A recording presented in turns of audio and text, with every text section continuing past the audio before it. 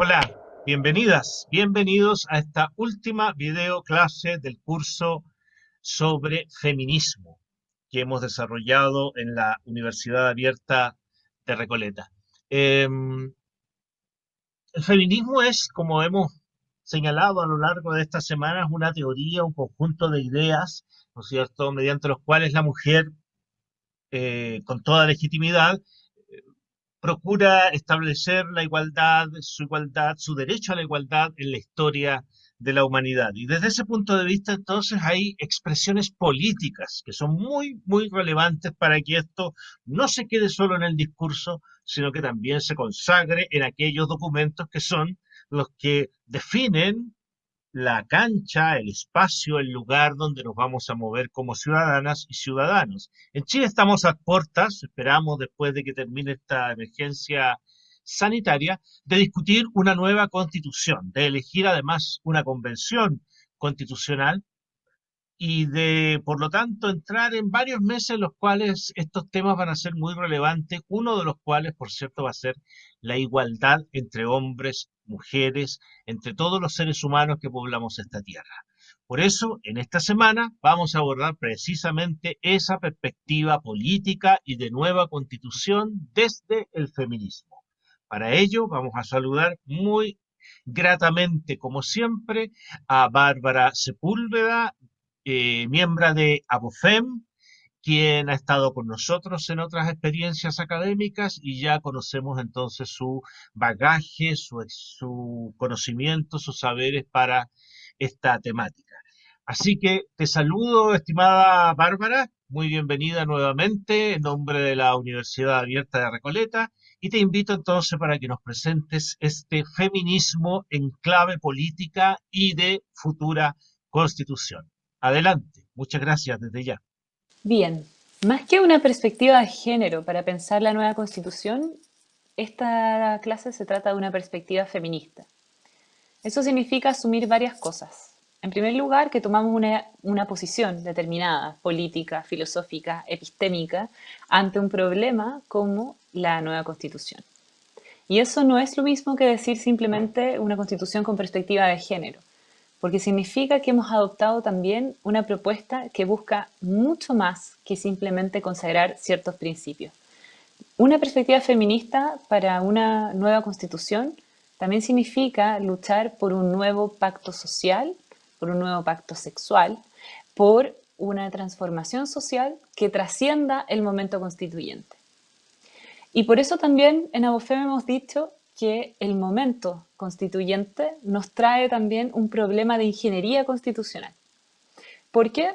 Porque tampoco existe un consenso respecto de cómo vamos a integrar esta perspectiva feminista en la Constitución. Tanto las feministas como los constitucionalistas han debatido durante décadas en todo el mundo sobre cómo se puede integrar un enfoque de igualdad de género o de equidad en las constituciones. No existe un acuerdo en Chile tampoco, ni un consenso en la materia. Para algunas personas simplemente se va a requerir la idea de una cláusula formal que diga, por ejemplo, que los hombres y las mujeres somos iguales ante la ley. Esa cláusula nosotros ya la conocemos de cerca porque esa es la que contiene la Constitución del 80, que se hizo en el año 99. Para otras personas va a significar que se reconozcan los derechos de las mujeres de una vez por todas, estos derechos específicos propios que además van a satisfacer estas necesidades específicas de las mujeres y también quizás para algunos esto se extendería a la diversidad sexual. Para otras posturas, todo esto es relevante, sin embargo, se requiere trascender una lógica liberal formal, trascender la lógica simplemente de los derechos para transformar el texto constitucional en una herramienta de cambio.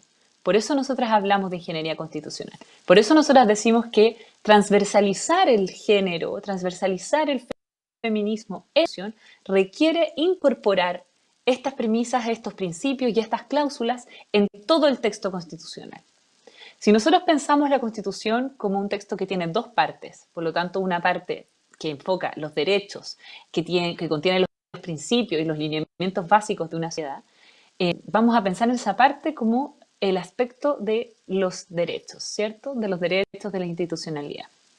de las bases de la institucionalidad. Y por otro lado tenemos el aspecto orgánico de la Constitución, es decir, donde se encuentra toda la maquinaria que hace posible la institucionalidad del Estado.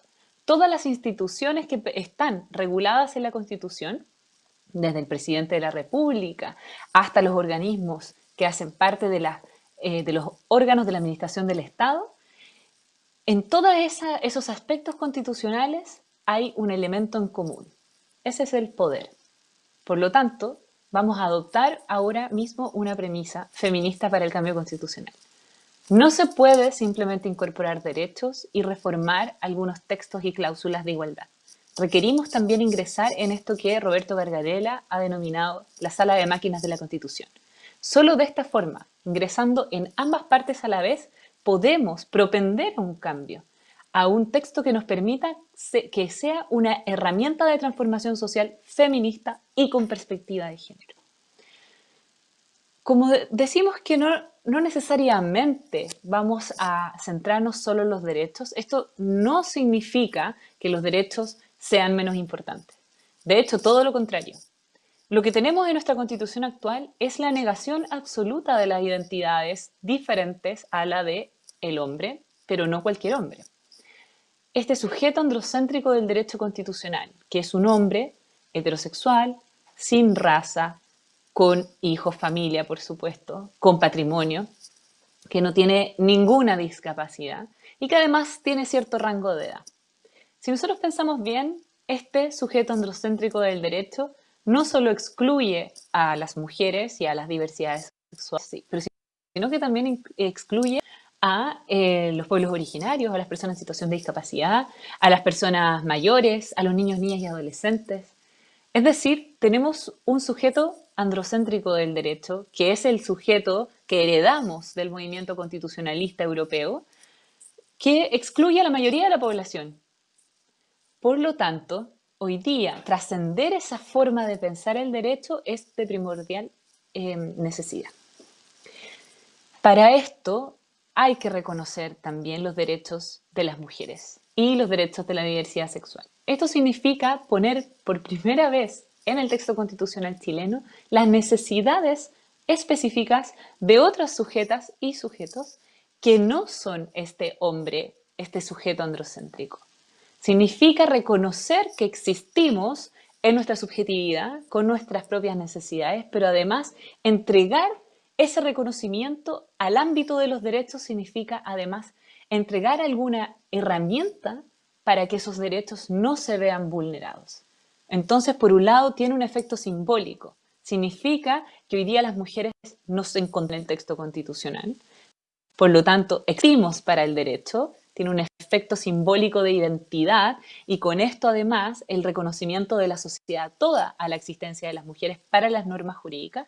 Y por otro lado, vamos a requerir que tenga un efecto práctico. Es decir, no solo que estos derechos existan porque van a mostrar la visibilidad de las mujeres por primera vez y de las diversidades sexuales, sino que también estos derechos se pueden exigir. ¿Dónde? Se pueden exigir en tribunales, por ejemplo, mediante garantías, mediante recursos judiciales, pero también que se puedan exigir ante el Estado en su totalidad. Es decir, que podamos exigir su cumplimiento a toda la orgánica del Estado y no necesariamente tengamos que ir a tribunales cada vez que estos se vean vulnerados o cada vez que queramos que estos derechos se realicen.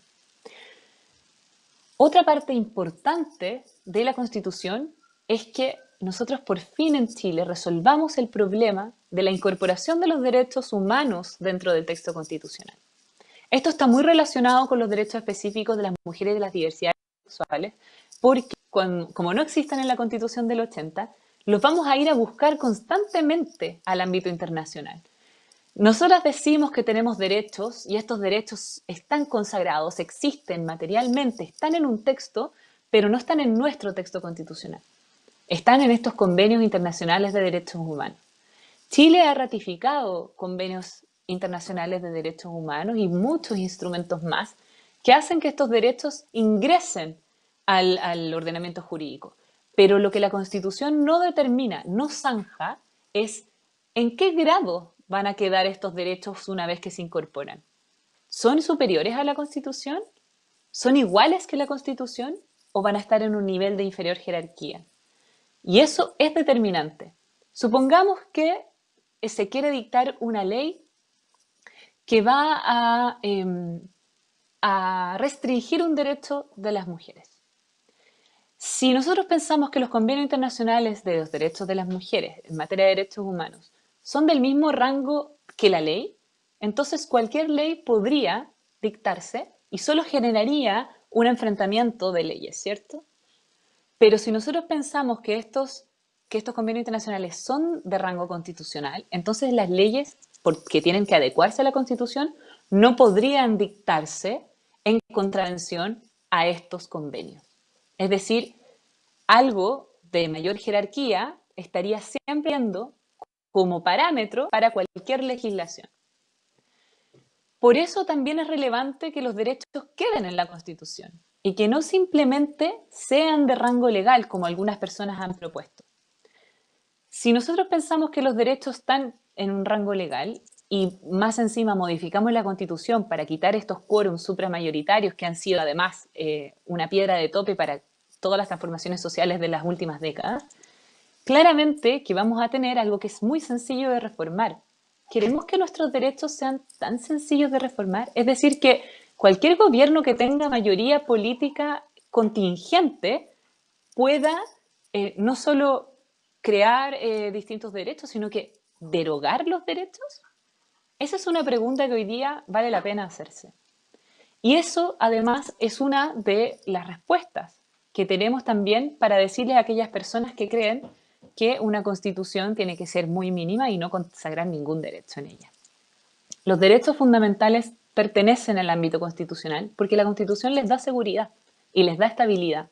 Y eso es importante, eso es determinante.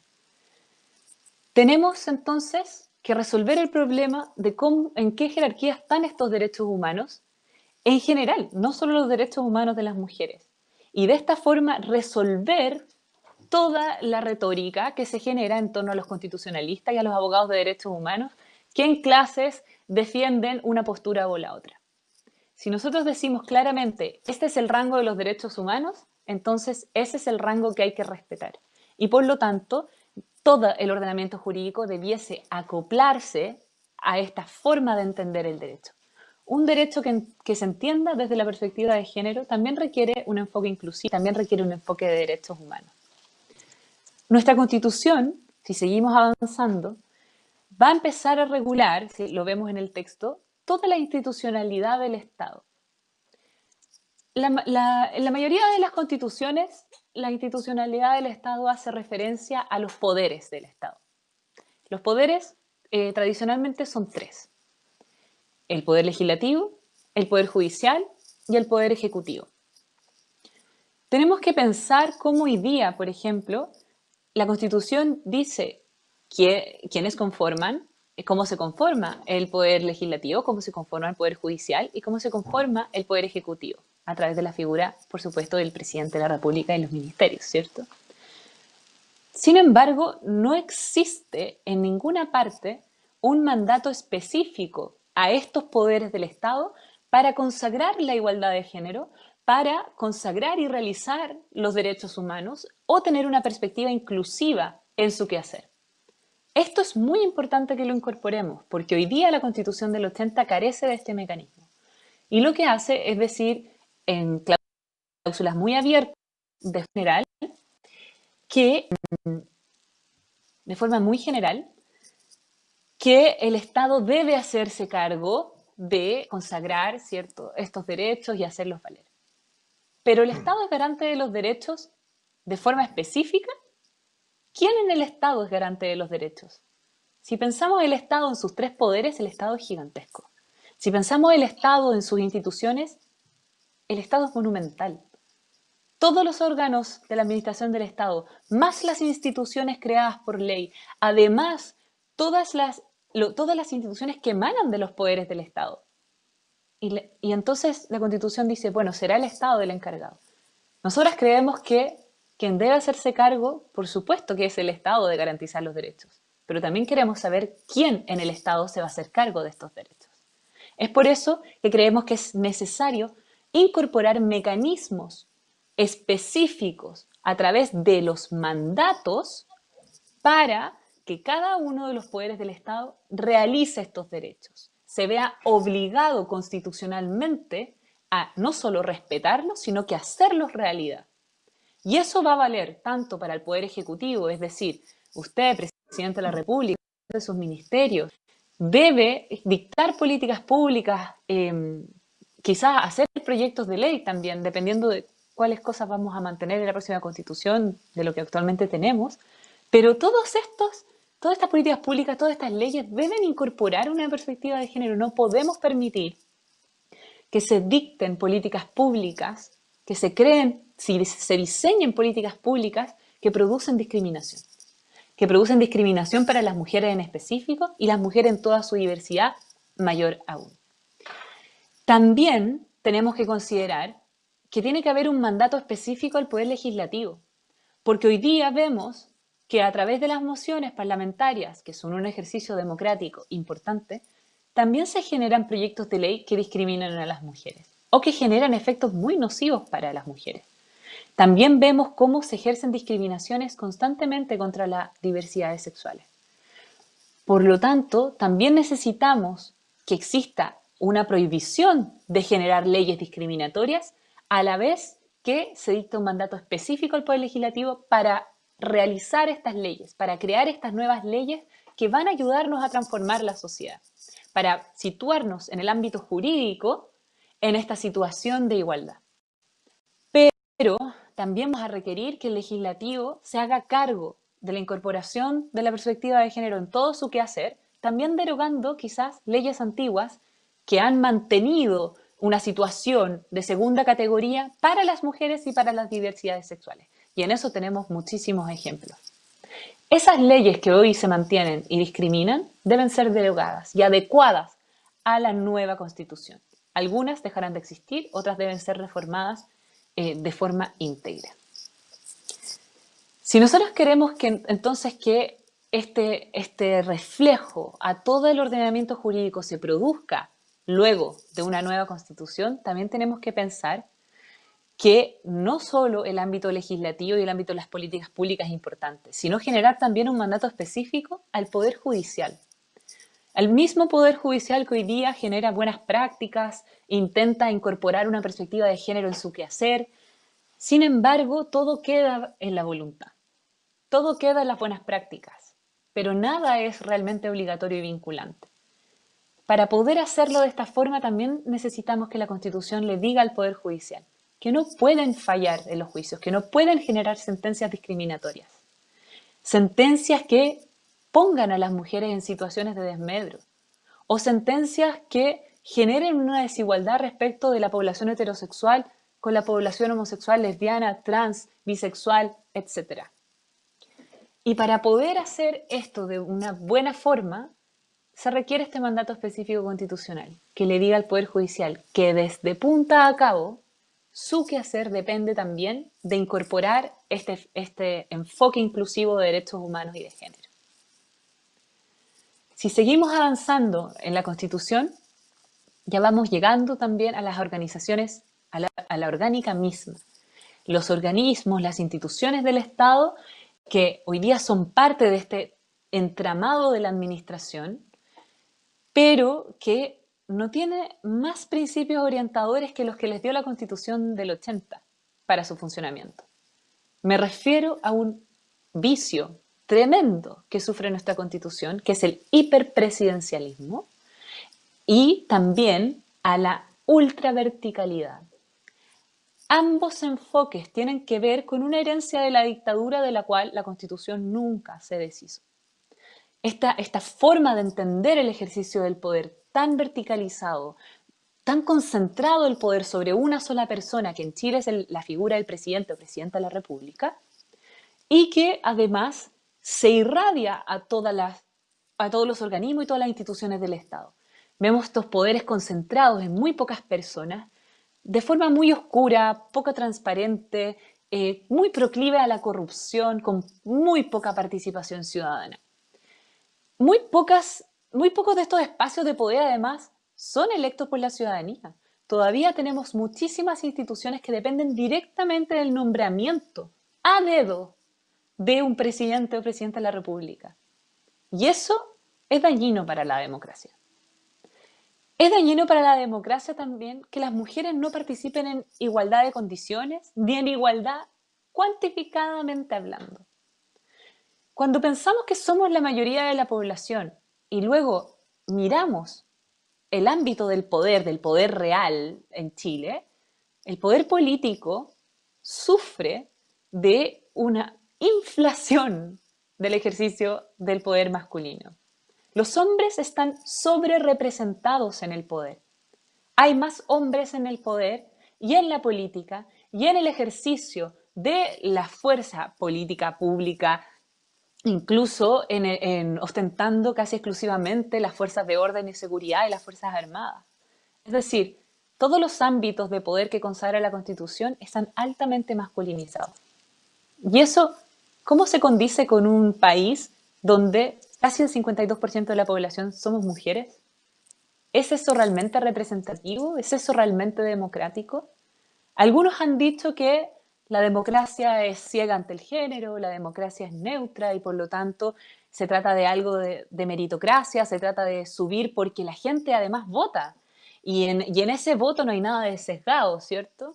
Algunos creen que, por ejemplo, plantear cosas como la paridad significa alterar el voto. Pero eso es una retórica bastante falsa. Primero se instala sobre una dicotomía que no es real.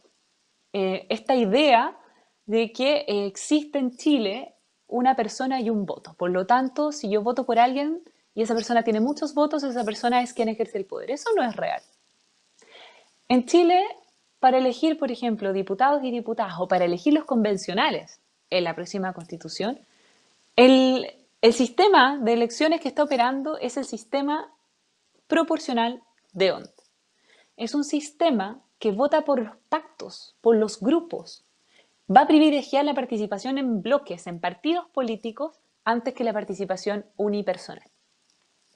Por lo tanto, ¿y cómo lo privilegia? Todos los votos por los pactos se acumulan, se suman y luego se dividen. Y se van prorrateando por la cantidad de escaños que se van a escoger y así se va determinando por porcentaje quiénes van a quedar adentro y quiénes no. Entonces yo voto como por una bolsa de candidatos, más que realmente por una persona. Y eso hoy día mucha gente cree que no es así y por eso se quejan mucho de la paridad. Creen que es una distorsión del voto, pero el voto no es directo, el voto es proporcional.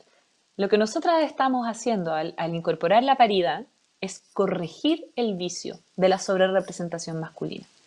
Estamos corrigiendo un problema además que hizo que la democracia temblara y que hasta el día de hoy la representación, la misma democracia representativa falla en su representatividad. Esa representación hoy día nadie la siente. La ciudadanía está descontenta. Cree que existe una distancia abismal entre nosotras, las ciudadanas y ciudadanos, y quienes ejercen la política. Y eso tiene que ver con un problema democrático grande. Y entre eso está la representación. Si no nos sentimos representados en quienes nos representan, entonces claramente se marca una distancia inmediata. A esta representación proporcional, nosotros debiésemos también pensarla corregida no solo en términos de género, sino que también en términos de pertenencia a un pueblo originario, a un pueblo indígena. También debiésemos pensar la representación de las diversidades sexuales y la representación de las personas en situación de discapacidad. Creemos que es importante también considerar la participación progresiva de los niños, niñas y adolescentes en las decisiones democráticas, que hoy día lo vemos. Ellos y ellas pueden ser sujetos a la responsabilidad penal adolescente y pueden ir a parar a un centro de detención, a un centro penitenciario especial para ellos, sí, para ellas, pero sigue siendo un recinto donde se cumple una condena. Si pueden ser sujetos a una condena, ¿por qué no pueden votar, por ejemplo? ¿Vamos a establecer estas diferenciaciones de forma arbitraria, sin justificación, porque cuando se discutió esa ley, lo que se decía era que los adolescentes ya tenían conciencia de lo que hacían y por eso debían tener una responsabilidad penal específica. Yo creo que eso, si es cierto, entonces también es cierto y determinante para definir el futuro de una democracia y para definir el futuro de un país. Por eso nosotras también creemos que es importante ir reconociendo estas capacidades progresivas. Sin embargo, eso hoy día está fuera de la discusión de la formalidad. Pensamos que la paridad, por lo tanto, abre muchas puertas y abre muchos otros debates. La paridad de género es una conquista histórica hoy día de las mujeres que habitan en este país. Cuando tenemos por primera vez en la historia la posibilidad de construir una constitución con un 50% mínimo, 50% y 50% de hombres y mujeres participando.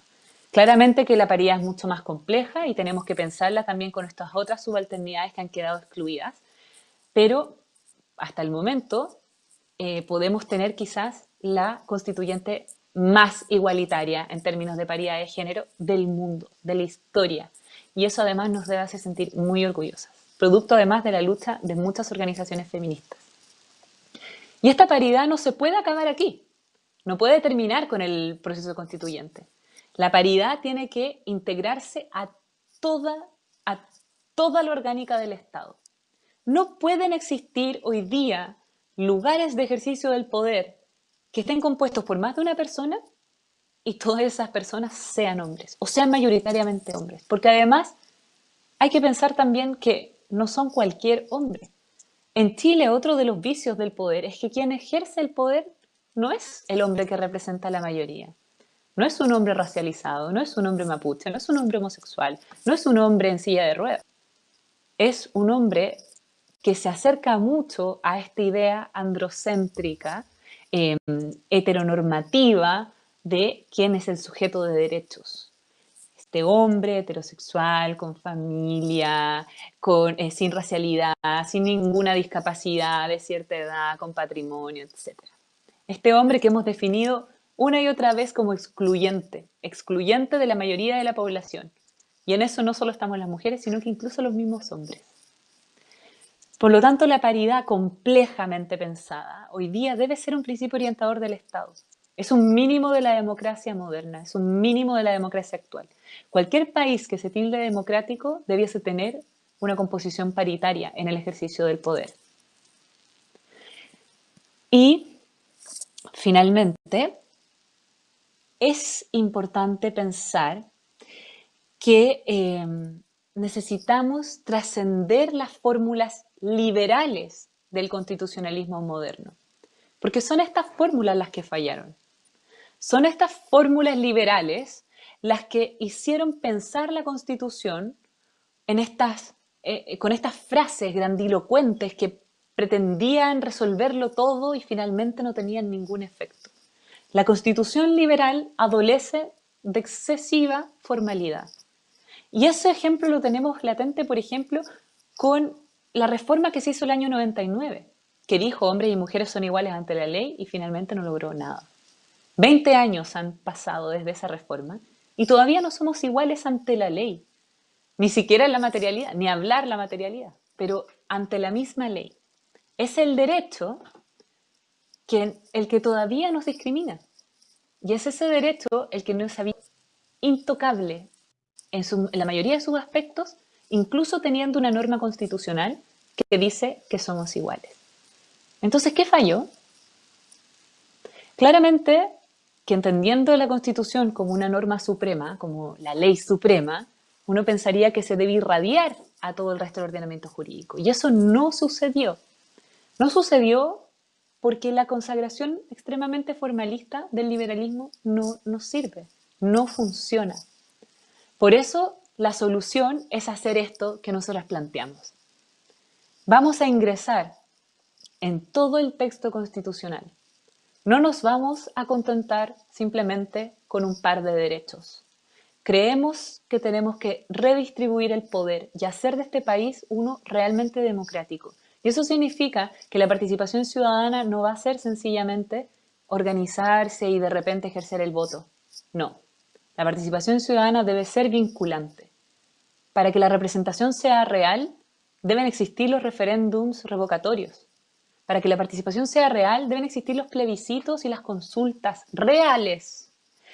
Para que la participación sea real y sea democrática, las mujeres tenemos que estar en la proporción que nos corresponde, ejerciendo el poder y no siendo discriminadas en ese ejercicio del poder. Porque una cosa es llegar a ese cargo y otra cosa es ejercerlo sin discriminación. Para poder integrar entonces un enfoque feminista en la Constitución, tenemos una gran tarea. Y esa tarea también implica que todas las organizaciones feministas nos unamos y discutamos estas propuestas.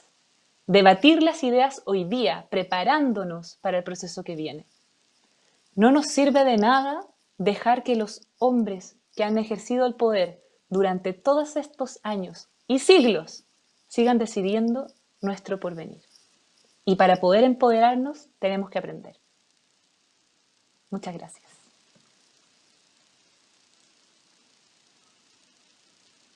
Bárbara, muchas gracias a ti por la exposición, por la presentación y por la complejidad, aunque parezca paradojal, porque las soluciones a estos temas claramente no son simples. Como tú lo decías muy bien, una frase, un enunciado, un discurso, por mucho que esté en la Constitución, por sí solo no produce efecto, ¿no? Y en ese sentido yo quería preguntarte para que les quedara claro a quienes estamos siguiendo tu presentación, de qué se trata esto y para que lo tengamos presente cuando participemos en las discusiones constitucionales también, ¿no? O nos informemos acerca de ellas. Aquí Ujú. llamas tú excesiva formalidad de una constitución liberal, ¿no? ¿En qué podemos notar eso para que quienes vayan a participar, las ciudadanas, ciudadanos, muchos de los cuales pueden estar siguiendo este curso, Ujú. precisamente no se dejen convencer con nuevamente esas frases altisonantes, ¿no? Que me parece que por ahí va tu afirmación de la excesiva formalidad. ¿Podríamos precisarlo un poco más, por favor? Sí, yo creo que, bueno, tenemos el ejemplo de la Constitución del 80, ¿cierto? Cuando yo decía, se consagró una reforma en materia de género el año 99 que decía los hombres y las mujeres son iguales ante la ley. Y eso no quedó en nada. O sea, realmente existe, la norma existe, pero no produce ningún efecto. Esa forma de concebir la igualdad es la igualdad formal. Lo que las feministas proponemos es avanzar a una igualdad sustantiva, una igualdad material, que significa que estas normas van a guiarnos para la transformación social que va a materializar esa igualdad. Y por lo tanto no podemos descansar simplemente en estas consagraciones. Tenemos que, no podemos pensar que porque dice hombres y mujeres ante la ley, ahí se acabó el problema. Necesitamos integrar este enfoque feminista en toda la Constitución. Por eso es mucho más complejo. Pero además es una respuesta, esto, directo a quienes han promovido la idea de una Constitución mínima. Los liberales, actualmente, a Mm. través de sus centros de pensamiento, en particular Libertad y Desarrollo, también algunas entrevistas a algunos demócratas cristianos, han propuesto que la próxima constitución debiese ser mínima. ¿Y por qué? Primero porque le tienen terror a las constituciones latinoamericanas estilo Venezuela, Ecuador, Bolivia, que tienen Ujú. muchos derechos, son textos largos, ¿cierto? Le tienen terror no al texto constitucional, le tienen terror al proyecto político. Y que ellos traducen en términos jurídicos y además un poco bastante lejanos del lenguaje común como un problema de maximalismo constitucional. Versus esta idea que propone el liberalismo de un minimalismo constitucional que sería para ellos el propicio. Y sería además para ellos, y ojo con esto que ellos dicen, constitución mínima para la máxima democracia. ¿Por qué? Porque siguen pensando en los términos que los liberales pensaban en el siglo XVIII, en el siglo XIX, y en el siglo XX, por supuesto. Pensando que la libertad y la igualdad se declara, no se realiza. Y por lo tanto, y ciegos, completamente ciegos a las diferencias de género. ciegos a las Ujú. diferencias de las identidades, creen que es riesgoso esto de poner otras identidades, creen que basta con que el sujeto de derecho sea el sujeto de derecho y como pretenden que el derecho es esto neutro, es esto como puro, abstracto, universal, que es objetivo. Todas estas son pretensiones del derecho que los liberales creen como un dogma, que es así, y que la realidad fácilmente puede refutar. O sea, es evidente que no es así. Las discriminaciones que produce el derecho las vemos todos los días. Ahora, siguen pensando que por eso la constitución mínima es la mejor, porque creen que basta con decir cosas como hombre y mujer son iguales ante la ley para que esto esté listo, se resuelva el problema. Ujú. Y creen además que los derechos no deben ir en el texto constitucional, sino que algunos. ¿Y ahora cuáles? Bueno, estamos ante los liberales tradicionales y por lo tanto la propiedad, la libertad de expresión, la vida y quizás podrían transar en alguno que otro derecho social. Yo me inclinaría que los liberales van a defender mucho la libertad de educación, pero no así, por ejemplo, otros derechos como el derecho al trabajo, como las libertades sindicales, como, por ejemplo, las corresponsabilidades en los cuidados, el reconocimiento del trabajo doméstico o cualquier cosa que se aleje del ámbito tradicional clásico del liberalismo. Y esto es riesgoso. Yo considero Ujú. que es un riesgo hoy día, especialmente cuando lo escucho de algunas académicas feministas que dicen que una constitución liberal podría suplir quizás estas falencias con estas consagraciones. Pero yo creo que el ejemplo que ya tenemos es suficiente para darnos a entender que esto no funciona. O sea, basta con mirar la constitución del 80 y la reforma del 99 para que yo diga aquí, y cualquiera lo pueda decir, no nos sirve el liberalismo tradicional, no nos sirve la constitución mínima liberal, no nos sirven las grandes consagraciones, no nos sirve la letra muerta. Necesitamos avanzar a una constitución que consagre un Estado social de derechos, democrático, y que tenga entre sus principios, además, la paridad, la corresponsabilidad, el respeto a las diferentes identidades y que piense el modelo de país trascendiendo estos principios liberales que están muy bien, pero sabemos que no se pueden quedar en el discurso. Claro, entonces pasar de un discurso meramente declarativo a uno que cambie efectivamente, que obligue al cambio en el ámbito al que se refiera, ¿no? Claro, porque hoy día tenemos, por ejemplo, el que tú señalabas, el derecho a la vida, pero ese mismo principio ha sido utilizado para impedir, por ejemplo, el derecho de la mujer para decidir sobre su cuerpo y sobre sus prácticas en términos de lo que corresponde a la reproducción, ¿no? Entonces, un mismo derecho así enunciado tan ampliamente y tan valorado, por cierto, ¿quién podría ponerse en contra del derecho a la vida? ¿No? Pero claro, el uso efectivo de ese derecho al final termina afectando, ¿sí?, el derecho de personas, y en este caso de hartas personas, nada menos y nada más que la mayoría de quienes habitan este territorio. ¿Mm? Sí, pero además, si lo piensas, las consagraciones liberales de la igualdad han servido incluso, creo yo, para perpetuar las discriminaciones, porque Ujú. finalmente en la defensa de los liberales de este tipo de consagraciones encontramos recursos como, bueno, pero ¿por qué le vamos a hacer más a la Constitución si la Constitución no distingue entre hombres y mujeres? ¿Dónde dice la Constitución que los hombres y las mujeres son distintos? Todo lo contrario, la Constitución dice que somos iguales, entonces ya como es obvio, es obvio que el Ujú. derecho no está haciendo diferencia. Entonces, ¿dónde está la discriminación? Esa discriminación no existe, esa discriminación no está. Entonces, finalmente lo que hace es alimentar ese discurso de que las discriminaciones no existen y que el derecho es nuevamente neutro, abstracto, universal. Y que por lo tanto está midiendo como de forma ciega. Es como esta idea de la justicia ciega, ¿cierto? Como no Sí, va a discernir quién tiene adelante, sino que va a aplicar la justicia. Bueno, eso no es verdad. Nosotros sabemos exacto. que eso no es verdad. Y no solo tiene que ver Finalmente, con una cuestión de estimada, género. claro, Sí. finalmente, estimada Bárbara, ¿cuál dirías tú, desde tu experiencia, perspectiva, estudios, que son o es los principales impedimentos para que la mujer hoy, la mujer chilena, a puertas de un proceso constitucional, de discusión constitucional, se integre a ese proceso de discusión ciudadana, ¿no?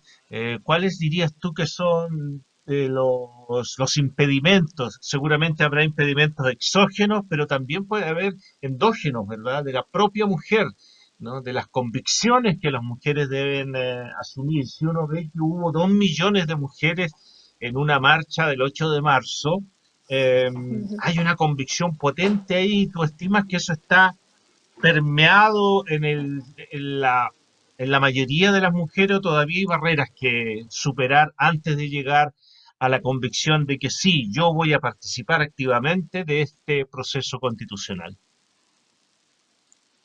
Yo creo que existe una desilusión generalizada en la población respecto de las participaciones políticas. Creo que especialmente este proceso que ha estado teñido también de muchas diferencias políticas desde su surgimiento con ese acuerdo por la paz, que además fue muy criticado por las organizaciones sociales y algunos partidos políticos que no participaron. Pero entonces también creo que existe un momento de desconfianza que es totalmente justificado y que yo creo que eso puede permear a tanto hombres como mujeres. Pero claro, el desafío es cómo participamos, porque además hoy día podemos escoger de forma paritaria a los constituyentes y eso es histórico. Ujú. Y no es lo mismo, como bien tú sugieres, que cuáles mujeres vayan a integrar ese constituyente. Porque si son mujeres ultraconservadoras o mujeres de la ultraderecha, van a ir a defender, por supuesto, incluso creo yo, hasta retrocesos. Por eso otra cosa importante es tratar de consagrar como un principio en la constituyente la no regresividad. Es decir, que todo lo que podamos discutir no vaya en Ujú. desmedro de derechos que ya han sido alcanzados. Entonces, para no tener debates, por ejemplo, como prohibir constitucionalmente el aborto. No, el aborto en tres causales ya es una conquista alcanzada y es parte de los derechos sexuales y reproductivos de las mujeres, es parte del derecho a la salud y por lo tanto no se puede volver atrás en materia de derechos. Solo podemos avanzar. Yo creo que eso es súper importante establecerlo, pero no va a ser fácil. Hay mucha resistencia conservadora en Chile y está bastante bien articulada. Por lo tanto, creo que el desafío es muy grande. Y creo que especialmente para aquellas mujeres que van a ir a representar las posturas feministas, muy importante tener un vínculo activo y muy estrecho con la ciudadanía, todo el tiempo. No podemos permitir que esa instancia constituyente se aleje de la ciudadanía y de las discusiones que se producen en los cabildos, en las poblaciones, en las plazas, porque eso sí que sería una pérdida importante, creo yo. Porque si algo dota de fuerza este proceso constituyente es el respaldo ciudadano. Y ese respaldo no se puede jugar. Es importante mantenerlo y el diálogo constante y llevar estas propuestas ciudadanas a ese lugar, a ese espacio constituyente. Por eso también necesitamos escoger personas, mujeres y hombres, que tengan ese vínculo con la ciudadanía y esa cercanía para poder no traicionarlas en el proceso. Bárbara, te quiero en nombre de la Universidad Abierta de Recoleta agradecer muy sinceramente no solo esta clase, sino tu permanente colaboración con este curso y el esfuerzo que ha significado para todas ustedes, miembros de ABOFEM, el trabajo y la dedicación para que entreguemos un curso que yo creo que ha sido plenamente coherente con los objetivos que se ha trazado, ¿no?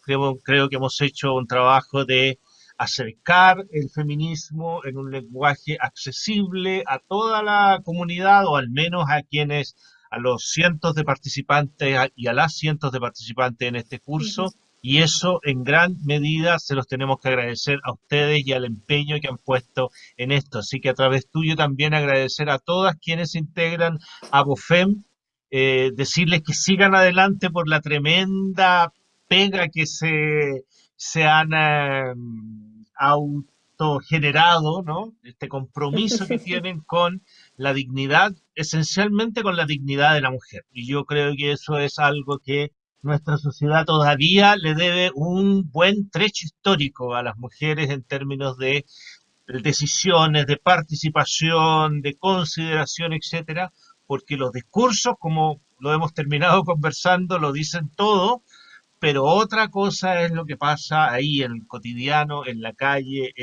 y esperamos entonces que todos quienes han participado en este curso y todas quienes han participado en este curso lleven este discurso ahora a la práctica, ¿no?